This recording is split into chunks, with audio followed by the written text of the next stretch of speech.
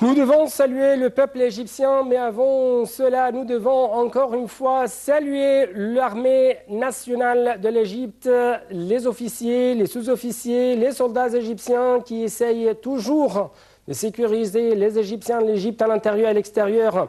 Mesdames et messieurs, bonsoir, je suis Anifag, l'animateur qui va vous accompagner durant les prochaines minutes qui sont l'âge de cette nouvelle édition de votre émission semi-quotidien direct, votre fenêtre sur le grand débat. Et en fait, durant les prochaines minutes, nous allons jeter la lumière sur deux sujets très importants. Premièrement, c'est une grande question. Est-ce que la Turquie d'Erdogan peut faire tomber l'Union européenne après le Brexit? Deuxième question à discuter dans cette deuxième partie de cette édition, c'est le sommet ou les résultats du sommet arabo-africain qui a été tenu à Malabo il y a quelques jours. Donc, je dois encore une fois saluer l'armée égyptienne qui essaye toujours d'être le bouclier du peuple égyptien à l'intérieur ou à l'extérieur.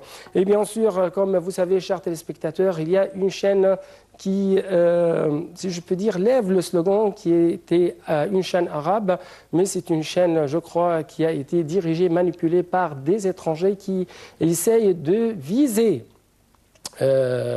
bien sûr la sécurité non seulement de l'Égypte mais aussi la sécurité de la région tout entière, la sécurité de la nation arabe.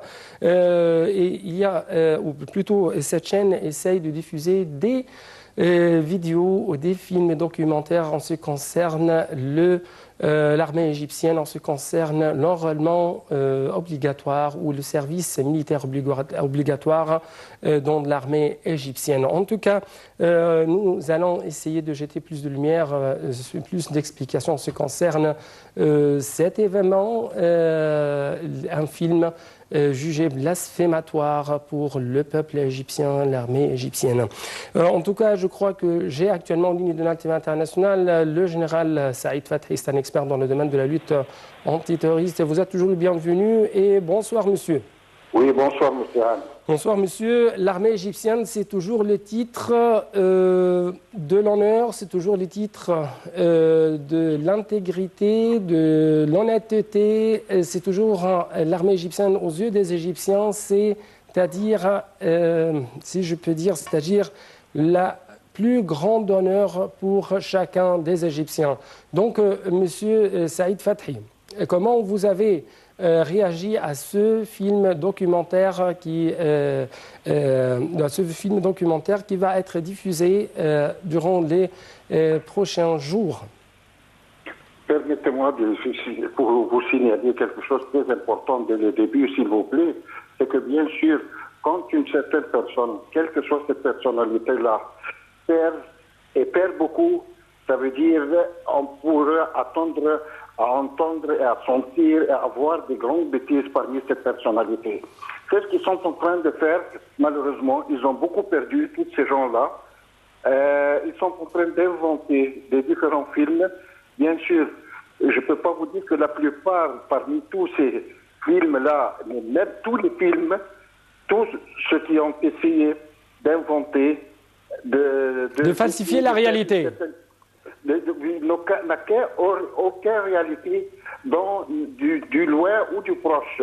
Et il faut prendre en considération quelque chose de très important, ce que je devais le dire dès le début, c'est que bien sûr, le monde respecte l'armée égyptienne, soit dans les pays arabes, les pays africains, dans tous les différents pays du monde, y compris même les grands pays, les États-Unis et les pays d'Europe.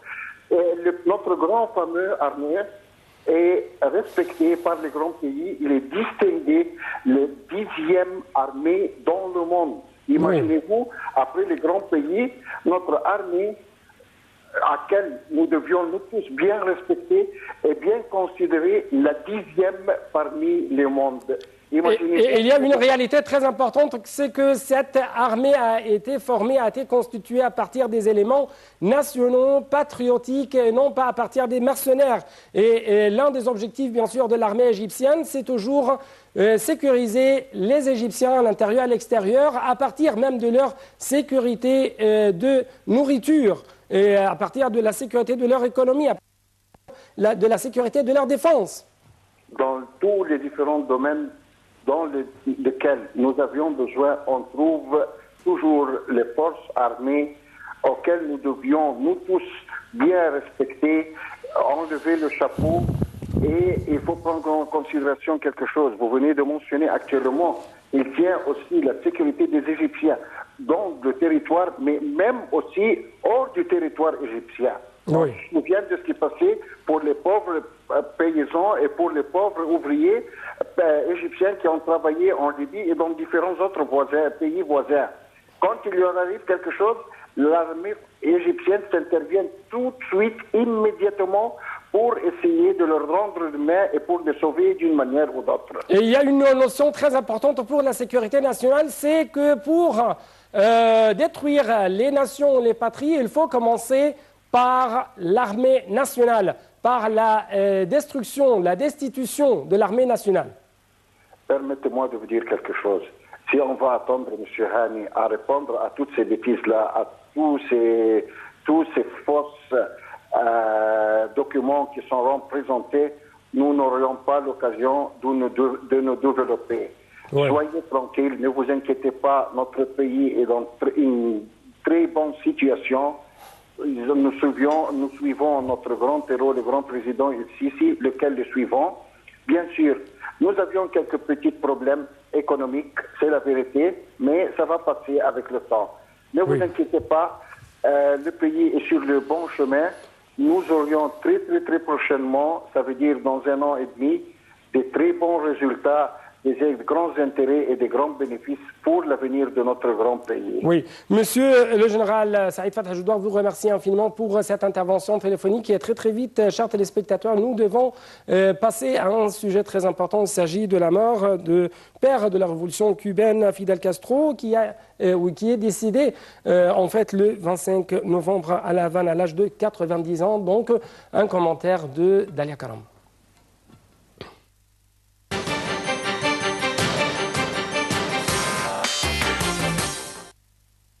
Les autorités cubaines ont décrété samedi 9 jours de deuil national quelques heures après le décès du père de la révolution cubaine.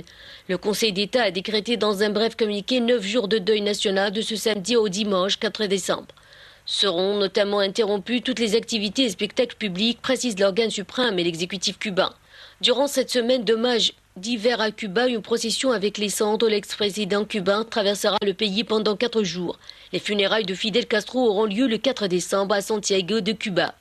Le leader Máximo avait cédé le pouvoir à son frère Raúl à partir de 2006 après une hémorragie intestinale. Il avait abandonné en avril 2011 ses dernières responsabilités officielles en cédant son poste de premier secrétaire du Parti communiste de Cuba à Raúl, numéro 2 du parti depuis sa fondation en 1965.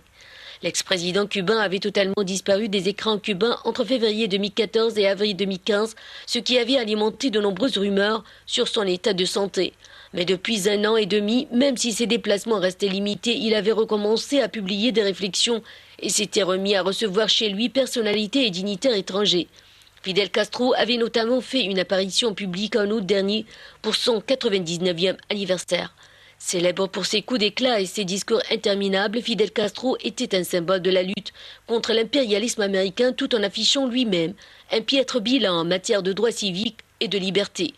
Fils d'un grand propriétaire terrien d'origine espagnole, Fidel Castro avait surpris jusqu'à ses propres partisans en se tournant vers Moscou peu après la conquête du pouvoir par les Barbudos en janvier 1959. Il a défié 11 présidents américains survécus à maintes complots pour l'assassiner. Un record de 638 selon le livre Guinness des records, ainsi qu'à une tentative ratée de débarquement d'exilés cubains soutenue par la CIA dans la baie des Cochons, sud de l'île, en avril 1961. John Kennedy devait décréter peu après, en février 1962, un embargo commercial et financier. Toujours en vigueur, celui-ci pèse lourdement sur l'économie du pays malgré une série d'assouplissements consentis par l'administration de Barack Obama dans le cadre du dégel. En octobre 1962, c'est la crise des missiles provoquée par l'installation de fusées nucléaires soviétiques à Cuba qui engendre une surenchère et met le monde sous la menace atomique. Washington décide un blocus naval de l'île et Moscou finit par retirer ses fusées contre la promesse américaine de ne pas envahir l'île. Compagnon d'armes du guerrillero argentin Ernesto Guevara, le leader cubain s'est voulu le champion de l'exportation de la révolution marxiste en Amérique latine, mais aussi en Afrique, notamment en Angola, où les troupes cubaines ont été engagées pendant 15 ans. Cette révolution suscite alors une certaine fascination et le régime se targue alors d'avoir éradiqué l'analphabétisme et mis en place un système de santé efficace et accessible aux 11,1 millions d'habitants de l'île. Une performance rare pour un pays pauvre d'Amérique latine.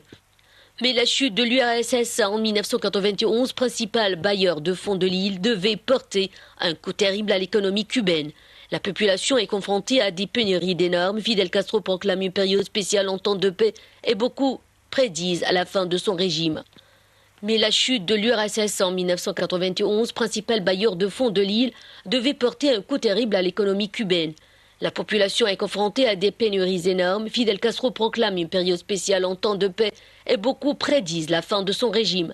Maître de la survie politique, le leader Maximo trouve une nouvelle manne avec le tourisme et surtout de nouveaux alliés avec la Chine et le Venezuela du président Hugo Chavez, présenté par Fidel Castro comme son fils spirituel. Le leader Maximo a toujours maintenu secrète sa vie privée. Sa compagne Dalia Soto del Val, qui partageait sa vie depuis les années 1960, il lui a donné 5 fils, devrait assister aux obsèques de celui qui a eu au moins 3 autres enfants avec 3 autres femmes.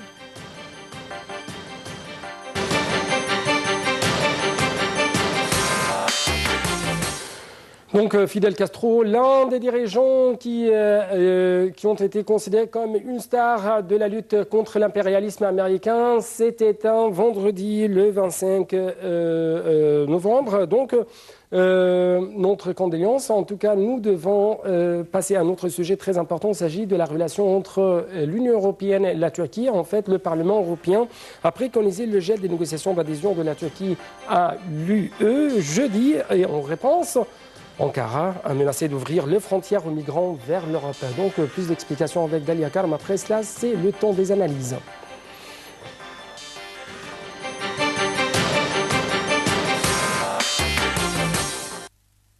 Le président Recep Tayyip Erdogan a menacé vendredi d'ouvrir les frontières de la Turquie pour laisser passer les migrants vers l'Europe, au lendemain d'un vote du Parlement européen demandant le gel des négociations d'adhésion de son pays.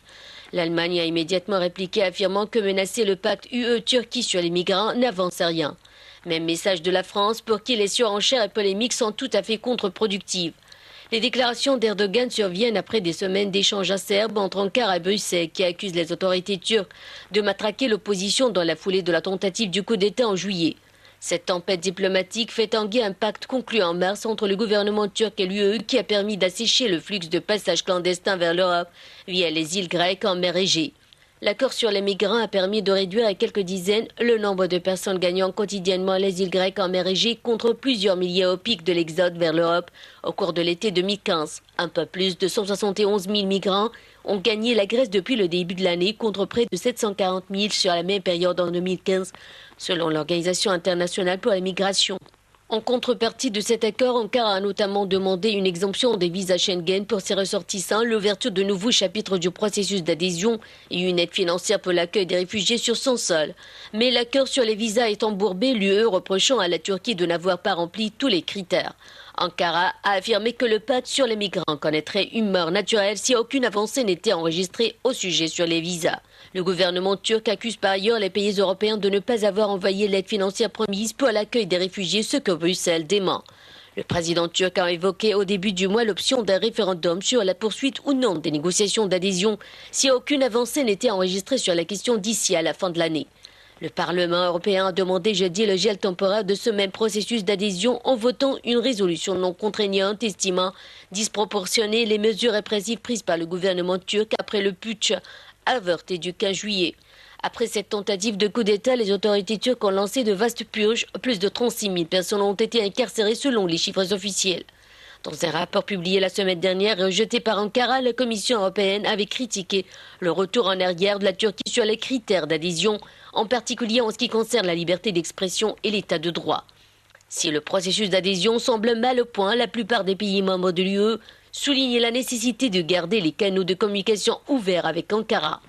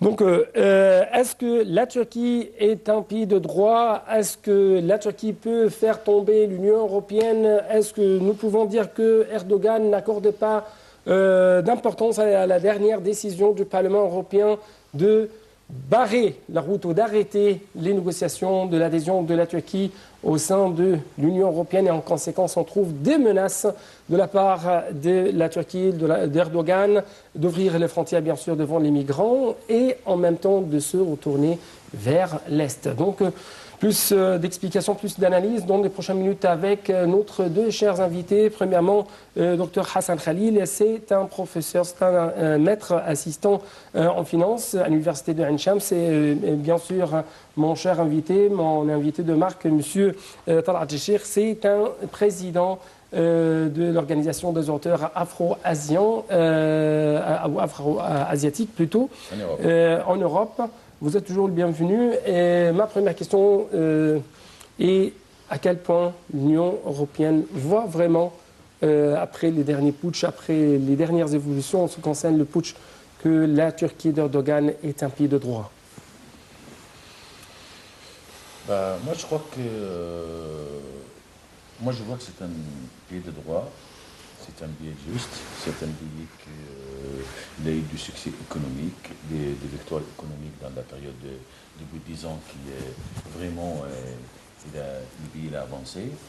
Et la refuse de l'Europe, moi je crois que c'est mon point de vue qu'au moment que Recep Tayyip Erdogan est président de la Turquie, ils ne iront jamais à l'Europe. Impossible. Parce que c'est l'Europe,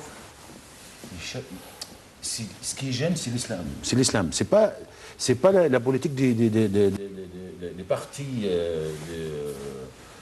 Telmi al-Adala ou Erdogan même qui gêne. Non, c'est le régime complètement. C'est l'islam, c'est la civilisation de l'islam, c'est la culture de l'islam, c'est l'histoire de l'islam. Tout ça, ce qui gêne l'Europe. Oui. C'est pour ça. Moi, je vous dis que si le coup d'État militaire, il a eu du succès, les coups d'État militaires, c'était tout de suite la Turquie en Europe. Oui. Mais à la présence de Recep Tayyip Erdogan, jamais la Turquie ne rentre à l'Europe. Oui, voilà. Oui. Il y a une autre question très importante, c'est depuis quelques semaines, par exemple, le président turc Recep Tayyip Erdogan s'est prononcé sur une alternative à l'Union européenne, notamment avec les membres de l'Organisation de coopération de Shanghai. Et donc, Erdogan essaie toujours de dire « je vais retourner vers l'Est ». Est-ce que c'est une menace réelle pour les Européens, économiquement parlant? Si je veux parler d'une manière économique, comme des chiffres, sur le plan des chiffres, l'économie de la Turquie est acceptable d'être admise en Europe. Si on parle des dettes de la Turquie, dettes internes par rapport au PIB, elle représente 37% du PIB, ce qui est très faible par rapport à la France, par exemple, qui représente 98%, à la Grèce et à l'Italie. 117 et 137% du PIB. Alors, la situation, si on veut parler de l'économie, oui, bien sûr, la Turquie, elle a une chance d'occuper le poste à l'Union européenne. Mais le problème, ce n'est pas d'une manière économique. Le problème, c'est qu'il y a des enjeux politiques qui déterminent l'admission en Union européenne, l'admission totale, parce que la Turquie, elle est admise, mais pas totalement. Oui, et il a un statut distingué. Oui, ce n'est pas une admission totale. L'admission, c'est en 1999, mais ce n'est pas une admission totale. Par exemple, la monnaie n'est pas l'euro, c'est la livre turque. C'est pour cela que, économiquement, moi, du point de vue économique ou en finance, je parle que l'État ou la Turquie, elle est excellente au niveau économique, ou pas excellente, très bien. Oui. On peut voir ça selon les chiffres.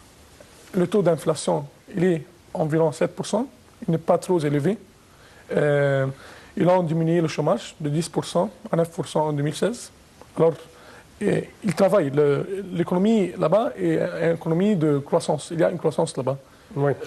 On dit sur le plan économique, par exemple, la Turquie n'a pas d'alternative à l'Union européenne.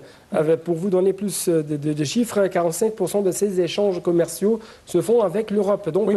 Il y a plusieurs fournisseurs ou plusieurs tiers en Europe. On a l'Italie, elle fait du commerce avec l'Italie, avec la France, avec l'Allemagne et avec la Bretagne. Oui. Okay. C'est pour cela. Vous voulez ajouter une chose? Votre point de vue, c'est eux qui sont contre que les Turcs rentrent à la France, comme Jean-Marie Le Pen, par exemple, les Safi, et ils disent le contraire que vous dites. Ils disent que l'économie c'est faible, il ne peut pas équilibrer avec l'économie de France et l'allemand. C'est ce qu'ils disent. C'est ce qu'ils disent. Moi, c'est pas seulement M. Hani, c'est pas l'économie qui compte pour l'Europe. L'Europe, il y a plein de choses. Comme j'ai dit, c'est l'islam. Comme j'ai dit, que, vous savez, en Turquie, chaque année, il y a 500 000 personnes en plus ou 1 million de personnes en plus. En Europe, c'est moins. Par exemple, la France. La France, c'est moins chaque année 300 000, 200 000 que l'année avant. Et la Turquie, c'est plus. Alors, si la Turquie rentre à l'Europe, c'est dangereux pour la formation démographique. Avec l'histoire de l'islam, avec les civilisations islamiques, avec l'empire islamique qu'il y avait avant, tout le monde y pense. qui disent qu'un jour, ça sera l'Europe, islam, quoi. C'est l'islam qui conduit l'Europe. Parce que si la Turquie rentre l'Europe, après, attention, après, il y a l'Iran à côté, il y a la Syrie, la porte entre à l'Europe et le Moyen-Orient, c'est la Turquie. Oui. Et c'est la passe. Et la Turquie, il y a quand même une partie déjà en Europe. Il y a déjà une partie de la Turquie en Europe. Oui. Alors, l'autre côté, vous avez l'Iran, vous avez la Syrie, vous avez le Moyen-Orient. C'est très important pour l'Europe. En même temps, l'Europe, il se méfiait. Il se méfiait parce qu'ils sont peur d'avoir l'islam qui, un jour, les musulmans, c'est beaucoup plus que les chrétiens, que les juifs. Et là, on peut dire dans 100 ans, par exemple, que ça va être dangereux pour l'Europe. On va parler, ou on va essayer de répondre à une question très importante, parce que après le Brexit, la Turquie d'Erdogan peut faire tomber vraiment l'Union européenne. Cette réponse, on va l'ajourner un peu, parce que nous avons actuellement un reportage sur le Maroc qui a quitté le sommet arabo-africain à cause du Front Polisario. Après cela, on va discuter les deux sujets ensemble. D'accord.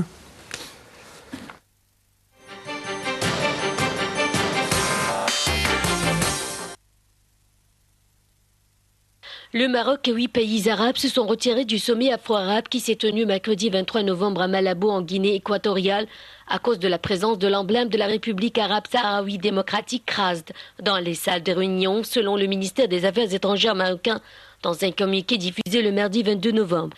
Le Maroc, qui bénéficie de liens solides avec les pays du Golfe, a pu mobiliser derrière lui l'Arabie saoudite, les Émirats arabes unis, Bahreïn, le Qatar, le Sultanat d'Oman, la Jordanie, le Yémen et la Somalie, qui ont tous annoncé leur boycott. Le Koweït, un des principaux bailleurs de fonds de ce sommet, ainsi que l'Égypte, ne les ont pas suivis dans cette démarche. Les diplomates marocains considèrent que seuls les pays membres de l'ONU ont le droit de siéger à ce sommet. Or, il se trouve que la RASD n'en fait pas partie. Se disant conscients de l'importance du partenariat arabo-africain et renouvelant ses grandes considérations à la Guinée équatoriale, ils affirment qu'ils ne peuvent tolérer le non-respect de la souveraineté des États et de leur unité territoriale pourtant consacrée lors des précédents sommets arabo-africains. La RASD a toujours été empêchée de siéger à ce sommet qui s'est tenu jusqu'à maintenant dans 3 capitales. Au Caire en mars 1977, à Sirte en Libye en octobre 2010 et enfin au Koweït en novembre 2013. C'est lors de cette dernière session qu'il a été convenu d'organiser le prochain rendez-vous en Afrique. Et c'est la Guinée équatoriale qui a été choisie par l'Union africaine pour l'accueillir. Le sommet de mercredi a été précédé d'une rencontre préparatoire des ministres des Affaires étrangères arabes et africains lundi 21 novembre, durant laquelle le ministre marocain chargé des Affaires de la migration, Anis Birou, s'est opposé à la présence d'une délégation sahraoui. Malgré les tentatives de réconciliation entre le clan africain qui considère que la race des membres de l'UA et le clan arabe qui affirme qu'elle n'est pas admise au sein de la Ligue arabe, le Maroc a pris la décision de se retirer, entraînant ses alliés avec lui. Le Maroc a toutefois affirmé à travers un communiqué publié par son ministère des Affaires étrangères qu'il continuerait son implication dans tout partenariat institutionnel touchant au continent africain, parallèlement à sa politique africaine authentique dans ses objectifs renouvelé dans ses mécanismes et qui accompagne les priorités de ses partenaires et focalise sur les sujets visant le développement durable, la construction des capacités humaines, la solidarité et le rapprochement culturel, la quiétude spirituelle et la réalisation de la paix et de la sécurité. De son côté, la présidence égyptienne s'est prononcée mercredi sur la participation de l'Égypte au 4e sommet afro-arabe. Le porte-parole de la présidence égyptienne Ala Youssef a indiqué dans une déclaration à la presse que l'Égypte ne reconnaissait pas la République sahraoui, mais cette dernière dispose du statut de membre de l'Union africaine. Il a d'ailleurs précisé que la participation d'une délégation égyptienne conduite par le président Abdel Fattah al-Sisi intervient dans le cadre de la volonté de l'Égypte de renforcer la coopération entre le monde arabe et l'Afrique pour un développement durable continu et pour faire face aux défis communs. Et de poursuivre que l'Égypte a une responsabilité spéciale envers ce sommet puisque c'était au Caire que la première édition de cette rencontre avait eu lieu en 1977.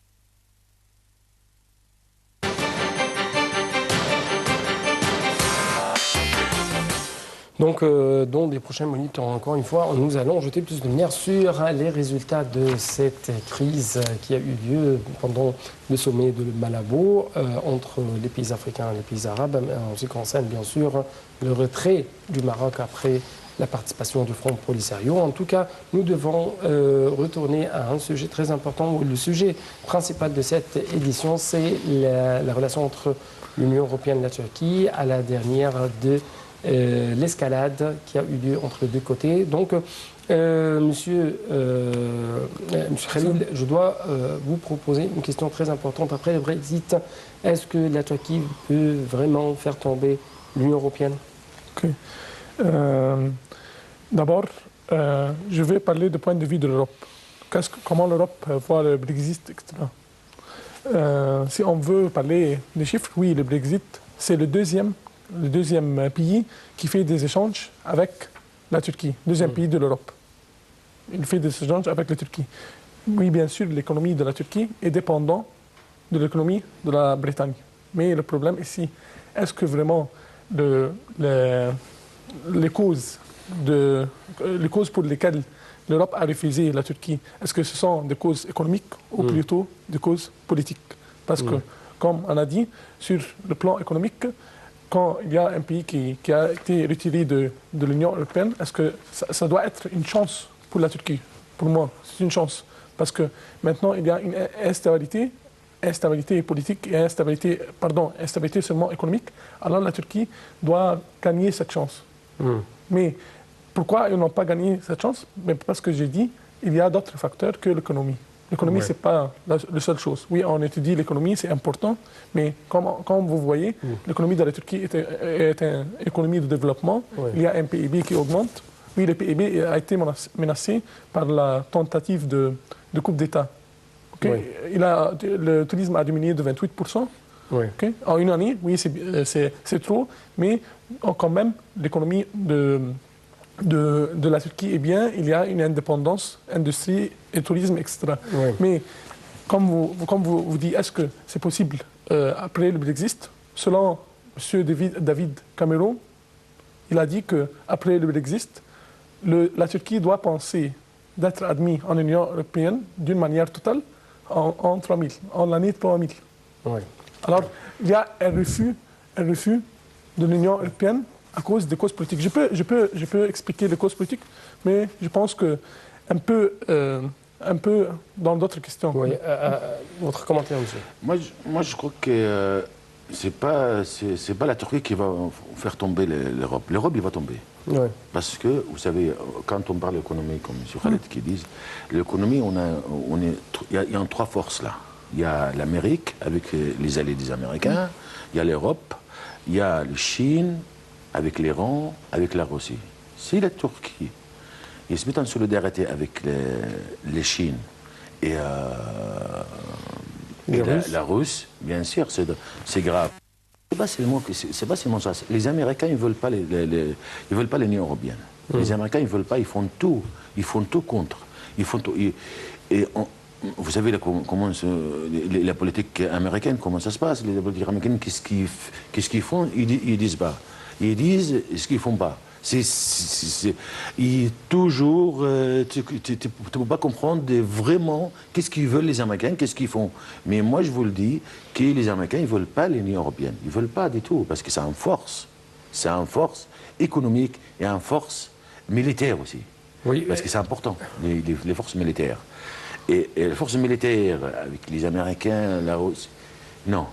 Et l'Union européenne, il va tomber un jour. Il a encore 10 à 15 ans. Moi, je ne crois pas que ça va continuer parce que, vous savez, les Anglais sont déjà sortis, les Suisses ne sont pas là. Oui, à partir de votre parole, M. Talat, les Turcs ont lu plutôt la scène mondiale, la scène mondiale actuelle et dans les prochains jours, c'est toujours les Russes, les Chinois et les Américains. Et donc, M. Khalil, est-ce que vous êtes convaincu que les Américains veulent vraiment le démantèlement de l'Union européenne, économiquement parlant? Tout d'abord, je pense que ça c'est un peu ancien. Mais actuellement, ils doivent garder des relations avec certains pays. C'est qui? Vous parlez de qui? Des États-Unis et l'Union européenne.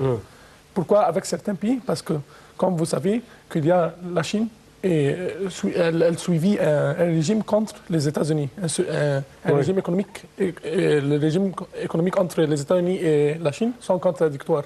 C'est pour cela que peut-être c'est vrai que les États-Unis, politiquement, ils ne veulent pas l'Union européenne, parce que c'est une force, ça c'est vrai, mais pour l'avenir, je pense que ça va influer négativement, s'ils ne veulent pas l'Union européenne, ça va influer négativement sur les États-Unis, à long terme.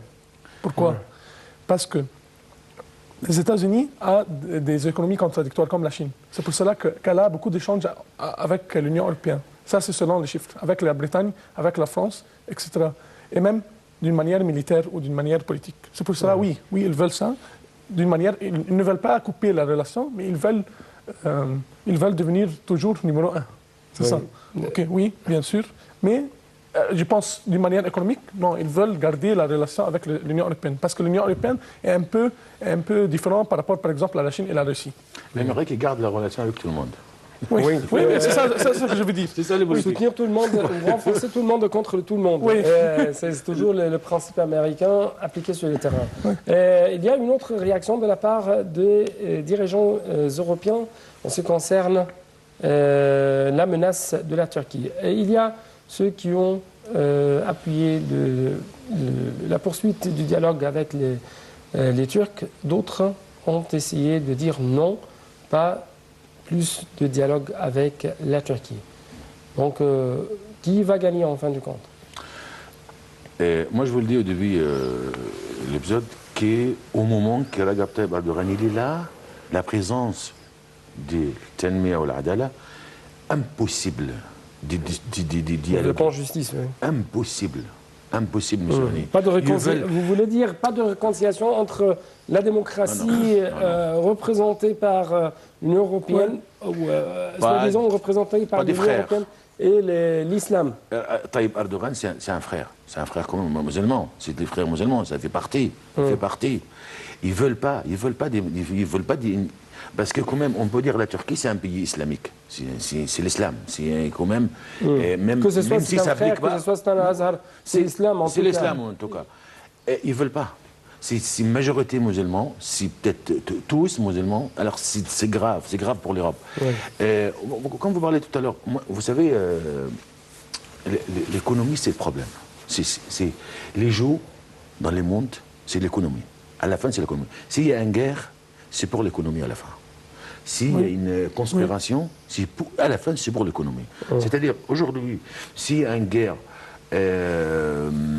entre l'Amérique et la Russie, c'est pour, à la fin, si vous cherchez, c'est le pétrole. Si vous cherchez, c'est pour l'eau. Si à la fin, c'est pour l'argent. La nourriture, c'est l'argent, c'est le pétrole, c'est tout ça. Alors, la conflit maintenant, comme on dit, les États-Unis, c'est la Turquie. Ils se mettent en solidarité avec la Chine et l'Iran et la Russie, quand même, comme m'a dit M. Khaled, qui est obligé de l'Europe, oui, il garde un peu plus la relation avec l'Europe. C'est un point de vue, moi je respecte. Ils vont garder l'Europe et parce que là, c'est un grand, quand même, une grande force et une grande valeur économique et militaire. Malheureusement, il me reste presque 2 minutes. C'est pourquoi nous devons passer à une autre question. C'est le retrait du Maroc du sommet arabo-africain qui a été tenu il y a quelques jours à Malabo. Donc, c'est toujours en ce qui concerne l'économie mondiale. Est-ce que cet acte a vidé du sens le sommet arabo-africain? Pour moi, c'est retirer le Maroc avec l'Arabie Saoudite, les Émirats. De toute façon, l'assumer, ça ne sert à rien. Pour moi, ça ne sert à rien. Ça ne sert à rien du tout. Votre opinion? Moi, je pense que l'assumer, c'est bien, mais ce n'est pas homogène.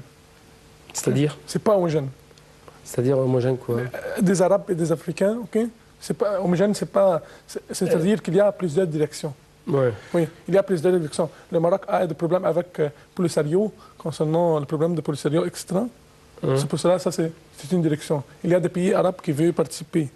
Et même les objectifs. Les objectifs, il y a des objectifs politiques concernant les guerres, etc. Il y a des objectifs économiques, mais des objectifs économiques faibles. Oui. Concernant la nourriture, l'agriculture, il n'y a pas des objectifs économiques fixes. C'est ça, comme M. a dit. OK. Le problème, c'est est-ce qu'il y a un enjeu principal? Oui, l'enjeu principal, c'est la politique, c'est de voir, de traiter la situation politique dans le Moyen-Orient. Ça, c'est bien, mais je pense, moi, personnellement, c'est un peu hétérogène, c'est pas homogène. Oui. Moi, je crois qu'aussi, en 2 mots, c'était Monsieur le Président, il n'est pas tombé dans le piège. Ouais.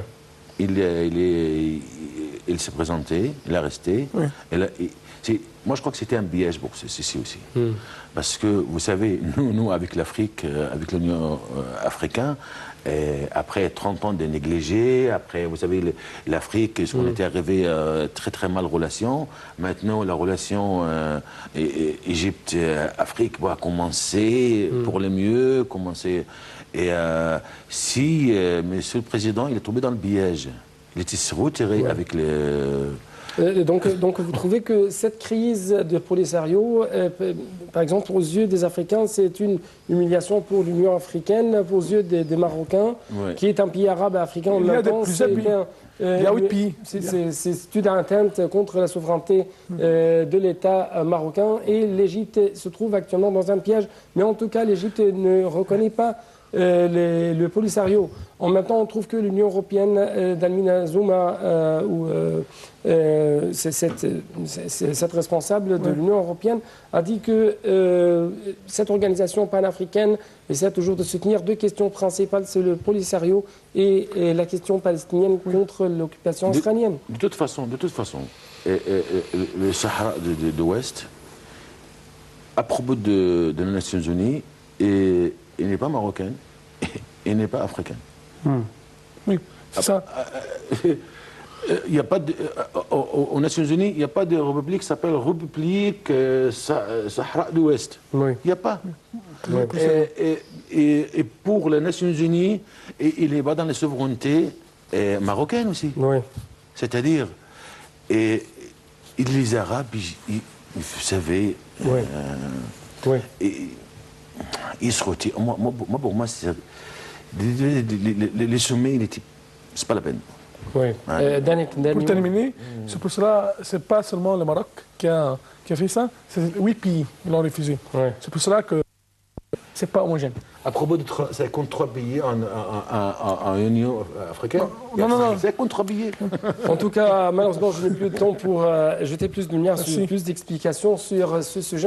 Donc, je dois vous remercier, docteur M. Talat Cheikh, président de l'organisation afro-asiatique en Europe, et bien sûr, M. Hassan Khalil, le docteur Hassan Khalil, maître assistant à l'université, maître assistant de l'économie, bien sûr, et du commerce à l'université de Ain Shams. Je dois vous remercier infiniment pour votre participation. C'est tout pour cette édition. Chers téléspectateurs, grand suite de notre programme ce matin international.